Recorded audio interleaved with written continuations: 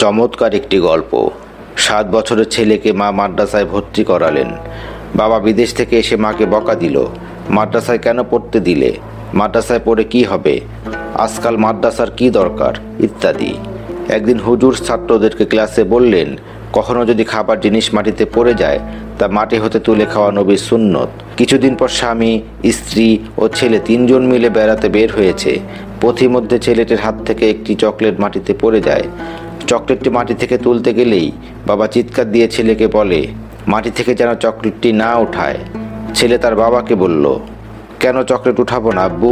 বাবা বললেন, মাটি থেকে কোনো কিছু তুলতে নেই, দরকার হলে একটার জায়গায় 10টা কিনে দেব। কিছুক্ষণ পর অনেক দূর হাঁটার পর ছেলেটির মা পা পিছলিয়ে পড়ে যায়। তখন তার বাবা মাকে তুলতে গেলে ছেলে বলল, মাকে তুলবে না প্লিজ বাবা। বাবা বলল, কেন? ছেলে বলল, তুমিই তো বলেছ মাটিতে কোনো কিছু পড়লে তুলতে নেই। বাবা বলল, বলো কি? তোমার মাকে যদি তোমার নানার বাড়িতে ভালোভাবে নিতে না পারি তাহলে আমার পিঠে বেতের বাড়ি পড়বে। ছেলে বলল, থাক বাবা, তোমাকে আমি 10টা বউ এনে দিব, তারপরেও মাটি থেকে তুলবে না প্লিজ। বাবা বলল, এইগুলো তুমি কি বলছো? ছেলে বলল, কেন বাবা, তুমি যদি নানার বাড়ির মারের কথা সহ্য করতে না পারো তাহলে কিয়ামতের দিন যদি আল্লাহ প্রশ্ন করে তুমি খাবার জিনিস চকলেট মাটি থেকে না উঠিয়ে যে অপচয় করেছো তার হিসাব দাও, তখন কি বলবো? বাবা চোখের পানি ছেড়ে দিয়ে ছেলেকে বুকে জড়িয়ে নিল।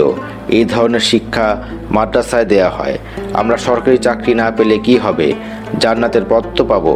আল্লাহ আমাদের প্রত্যেকের ঘরে এমন প্রতিবাদী সন্তান দান করুন, আমিন।